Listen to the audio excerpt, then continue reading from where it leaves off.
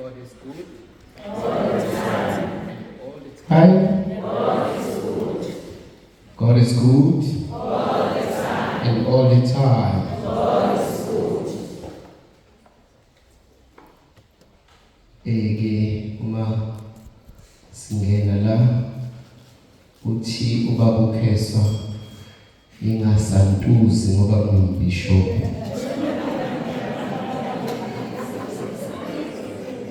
Mase ngichike mina hayi baba sizobona. Kanti vele ngiphansi uMadwisi Jesu Kristu.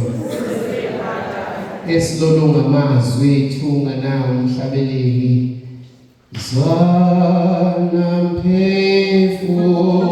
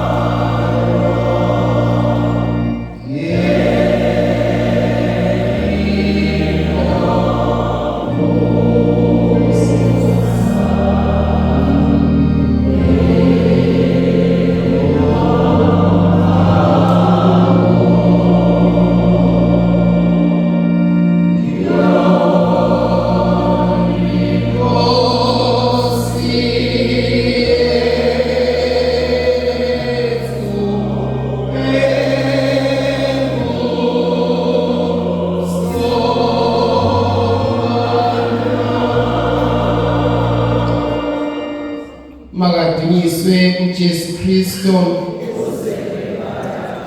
Hlabelelani uJehova ihubelisha. Lihlabelele uJehova umhlaba wonke.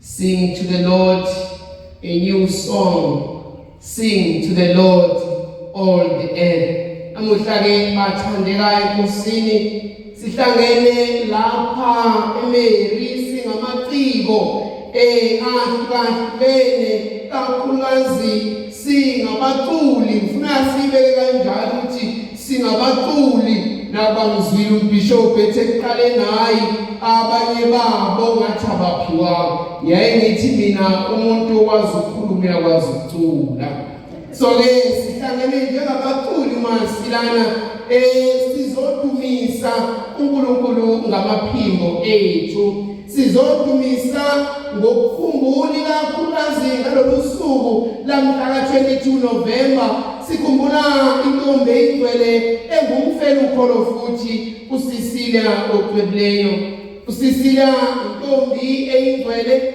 ngumfelo ukholo futhi wakhethwa ibandla ukuba abe isanti wezomculo ngenxa yokuhlabelela kwakhe okunobuNkulunkulu phakathi.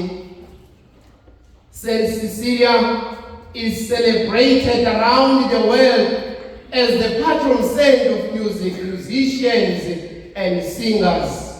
Umlando ke uyasixoxela ukuthi uSisilia wayecula ngenhliziyo yakhe yonke eculela uNkulunkulu. Kuthiwa umlando asho futhi ukuthi kwathi ngomshado wakhe wahlabelela ingcwenga yomuntu eyathinta abantu abaningi ababekhona emshadweni. Shado waphenduka indumiso instead of party or festival sesibone imshado le yanamanje kodwa waphenduka indumisa abantu bavangeleka. Siyathola uma siqhubeka nentshumayelo ukuthi ngawo umculo wayeshumayela ivangeli kangangokuthi baningi abantu abaguquka baba ngamaKristu ngenxa yalenkosazana. Lenkosazana-ke bathandekayo isibonelo sokuzinikela enkonzweni yendumiso, hayi nje ukuzinikela kodwa ukuzinikela ngokupheleleyo. Wazinikela ngenhliziyo yakhe yonke edumiseni uNkulunkulu.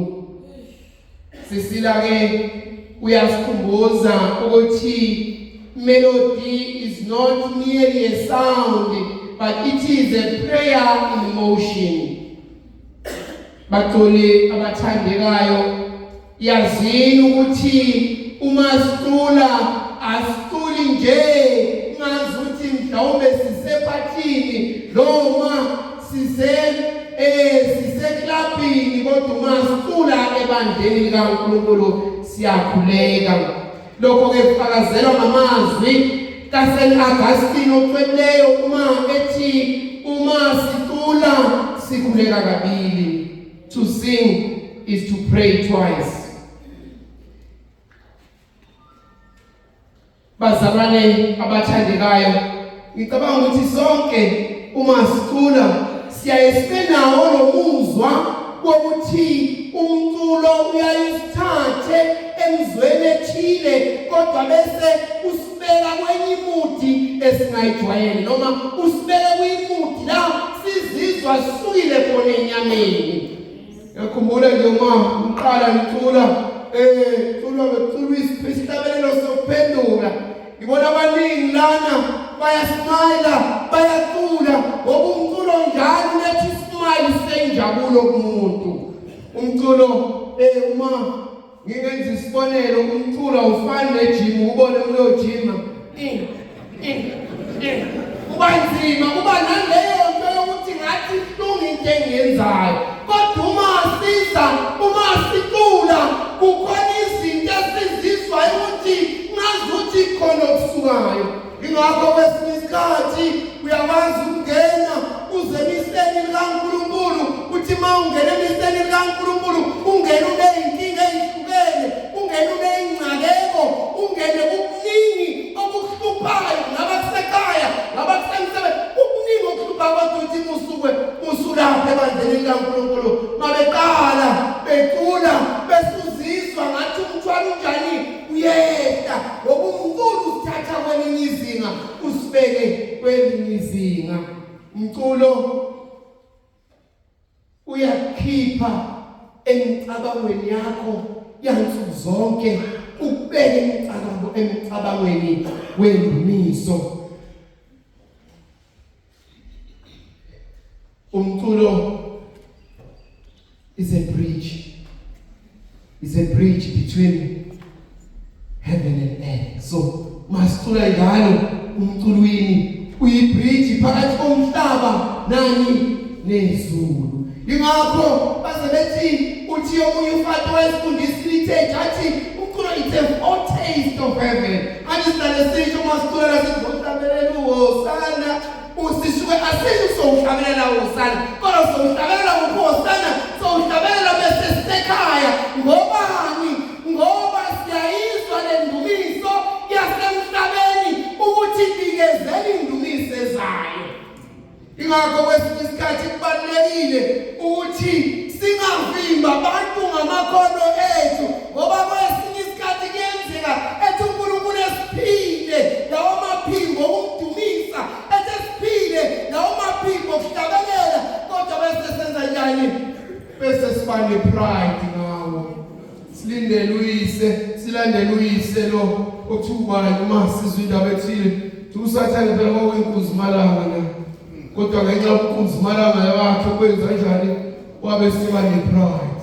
Bakhona nakithi njalo abanjani abathi uNkulunkulu ebaphile lokho okuhlabelela yathi baphile lawo mazwi okumdumisa besebenza njani kodwa besebenza njani bewagonda begodlela abantu. Uyazile ukuthi ukhona abantu abezemiseni base beqosha bethi hayi mina esontweni ngizwa umculo nje. Uzobona uzeshimele kangaka izwa umculo.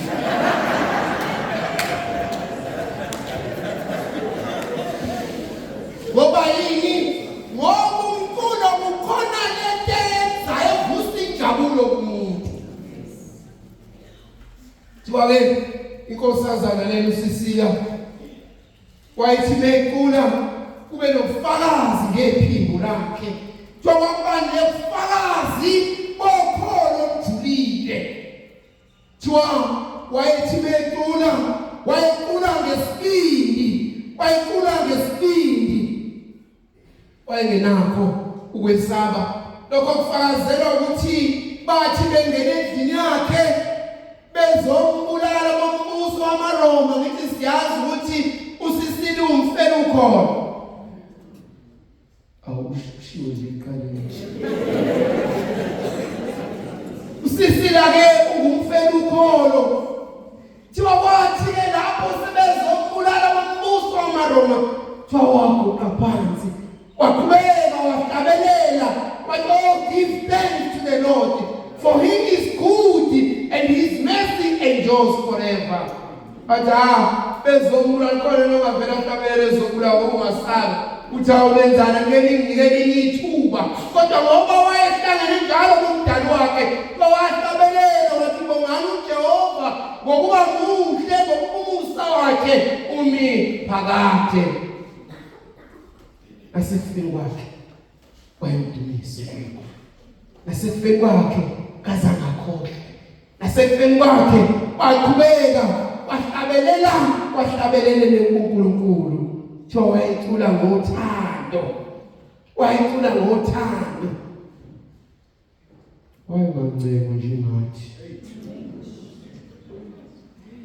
Wayenganceko njengathi ngoba thina kwesinye isikhathi njalo sithi esiphila uNkulunkulu esiphe amaphimbo amnandi, esiphe amaphimbo amtoti ahlukahlukene kodwa kwesinye isikhathi asinankinga ukuba sijele ngoNkulunkulu oyena ophaleza izipho.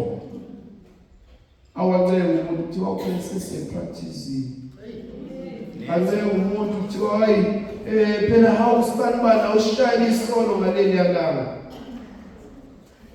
Akuthiwa ngabe usayoyikhomba.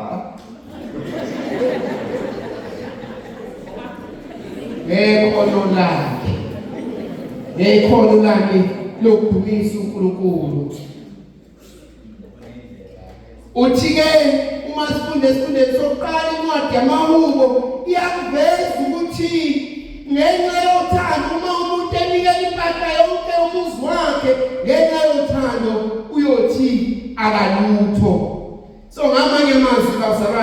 uma sithi uSisilia wayenjani, wayecula ngothando. Kumele njalo sazi ukuthi nathi uma sihlabelela uNkulunkulu, sihubela uNkulunkulu, kumele amahubo ethu abe amahubo othando. Hlale ngithi ngelinye ilanga sixoxa nobaba uCebo laphana mesipheka laphana, ngithi mina yazi mawupheka ngothando ngisho kuthiwa ubalanisanga kukhari kodwa ukudla kuba mnandi. Ngoba yini? Upheke ngothando. So iyafana-ke nento webazalwane ukuthi uma ngivula ngothando ngisho kuthiwa ukhiya ungenanga kahle, kodwa abantu bazokwazi ukulandela ngoba yini? Ngicula ngothando.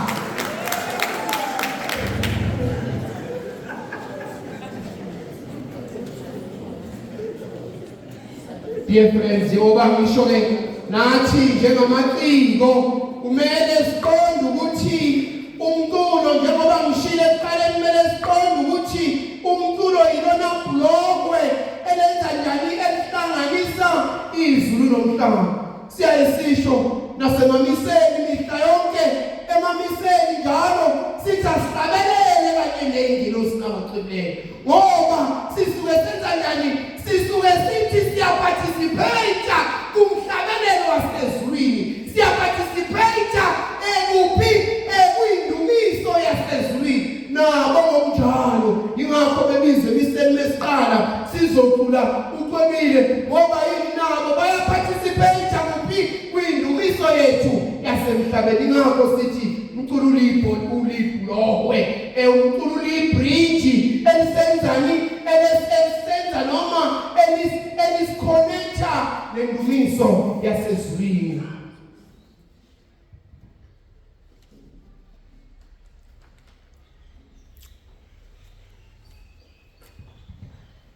Kumele-ke sazi njalo ukuthi uma sicula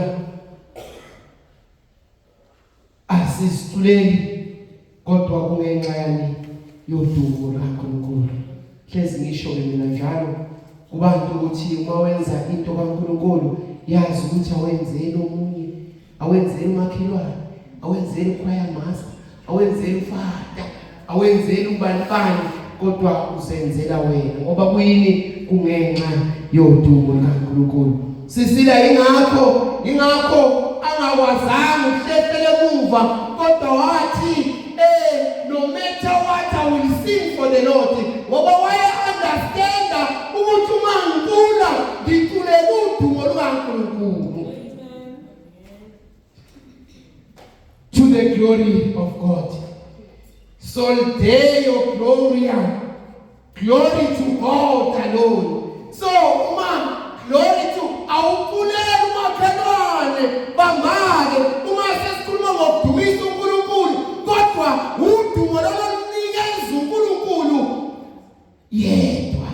Ngoba singacula yebo kuliqiniso sithi masicula njengekhwaya, angithi, kodwa kuyenzeka ekhathini enzima uzizwe uhlabelela lo mhlabelo omthandayo, uthi wedwa ikhwaya Tiyakuthanda Jesu wami, obako wakhona phakathi, engekiphinde ngikushi ngabo na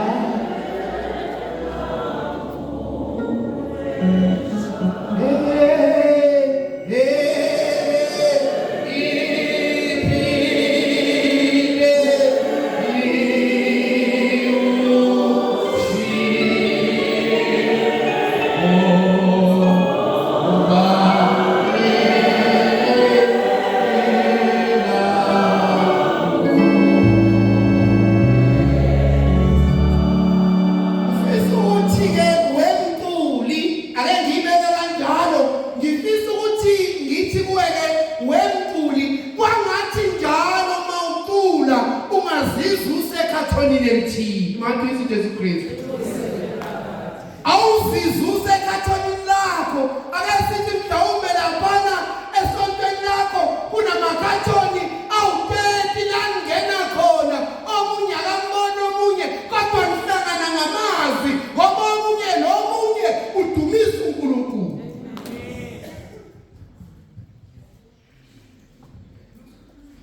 Ngoba kwesinye isikhathi sidukiswa yilokhu kubonana. Kwesinye isikhathi sidukiswa yikho lokhu kubonana ukuthi ubani usihlala. Sidukiswa yikho lokhu ukuthi ubani uconduct kumele conduct mina. Sidukiswa yikho lokhu ukuthi ubani usihlalo ukuthi ngabe yini ingani ingoba siyabonana bese siyareyithana ukuthi mina ngcono kuloba kanti uma sonke sisemabhoxing ngekuyibone ngekuyikhompere kodwa uzobuka uNkulunkulu zokudumisa uNkulunkulu phakathi ngempela sikathi masicula njalo sizizwe sisemabhoxing unganaki ukuthi hayi ngoba kuthiwa mina ngicula isoprano awuthi ngishayele isoprano yami hayi ngoba kuthiwa mina ngishaya ibass ngisecathonini lapho awuthi ngishaya ibass kodwa lamaphimbo azohlangana njengekwaya bese kugcineni kosuku kuba amaphimbo adumisa uNkulunkulu. Ngabe njalo sisakhuluma ngakho sisuka sonke emaperishini ahlukahlukene. Ngabe emaperishini sithi masicula siculela ba. Mhlawumbe umunye umbuzo lo siphelele namhlanje bele sibuze wona ukuthi emaperishini ethu siculela ba. Sicula ngalo uthando. Uculela ba eperishini yakhe esembaleni. Culela uFather Mbuzi. Culela uNgcobo. Culela ba. Vumela kuye kuphazamisa. So kumele njalo sithi masicula sazi siculela uNkulunkulu. Is the church really still a singing church? And who do we sing for? And kwesinye isikhathi samele nyazi noma emadinari bakhona lezo ikhathi la qeqeshwa khona abantu ukuthi ba understand ukuthi kusho ukuthini ngempela ukuba ngumculi. Uthi uPope Francis eshumayela ngalo lolu suku usuku lasisine uthi ngokucula kumele sazi ukuthi sisiza abantu bababe ingxenye yeliturgy. We are helping people to participate in liturgy. So ke yithi useboxini lakhe ehlangana amazwi lapha phezulu wazi ukuthi kukhona laba bangaphiwe njengawe. Kukhona laba balandelayo. Abanye bethi bengaphiwe kodwa bejabuliswa ukuthi wena uphiwe futhi ngephimbo lakho uyabasiza ukuba bethole ukuxhumana noNkulunkulu. Ngoba ngishile eqaleni ngathi umculo uletha lo muzwa ongajwayelekile. Hayi kokuculayo kuphela kodwa nalowo olalela umculo kukhona lo muzwa njalo ulethayo. Anokubona nje begroove labantu beshaya kuma house lapha emabhishi. Wabona bonke benyaza amakhanda bethi. Bonke benyaza amakhanda bethi. Ngoba yini kunalo muzwa abawuzwayo. Nathi ke bandleni kaNkulunkulu njalo uma sicula kunalo muzwa esizwayo nalabo abakhona beze bandleni bezwa lowo muzwa. Niyazi lwemakholwa ukuthi khona abantu abasemabandleni abathile bathi ngiyawuthanda umculo wasemaromeni base bayajoyina bangena bajoyina ibanga. Niyazi ukuthi sesithi masiyocula kungabe sengcwabeni lakuhlangene khona abantu abaningi bese bethi ngiyawuthanda lowo mculo umsondeze eduze noNkulunkulu. Sibona bonke abantu abathanda ama-drums. Sibona bonke abantu abathanda amalokuzana kodwa khona labo abathanda ingcwenga bethi ngempela yazi bese beshaya le ngoma izizwa usondelana noNkulunkulu. Uthi uPope Francis umculo uhlanganisa abantu. Umculo brings people together. Kwesinye isikhathi akithi kade ningani sihlangane nje namhlanje. Yebo siqala ngemisa kodwa ekugcineni kosuku sihlanganiswe nangaya indaba. La khona siyoqhudelana. Qhudelana okuhle. Hayi qhudelana kodwa siyoqhudelana. Qhudelana okuhle, qhudelana ngokudumisa uNkulunkulu. Hayi lokuqhudelana kwenu okuqambuzwa uSathane. Athi amazi na uSathane nje oyekuzimala njengoba ngeke ngasho. Njengoba ngenxa yepride. nathi kwesinye isikhathi bakhona abanjalo bathi ephika kodwa besuka uxamba la gcobe khona unyawo lwakho akubiki indumisi kodwa kuba muncu la ugcobe khona ushiyaba umungu njalo kwangathi namuhla besingaba yilabazalwane abazothi ake sidumise uNkulunkulu ngendlela efanele, ake sidumise uNkulunkulu mina uqobo lwami ngimdumise nginganaki omunye kodwa sihlangane ngengqondo yodwa, sihlangane ngobunye, sihlangane ngezwi linye lani lokudumisa uNkulunkulu.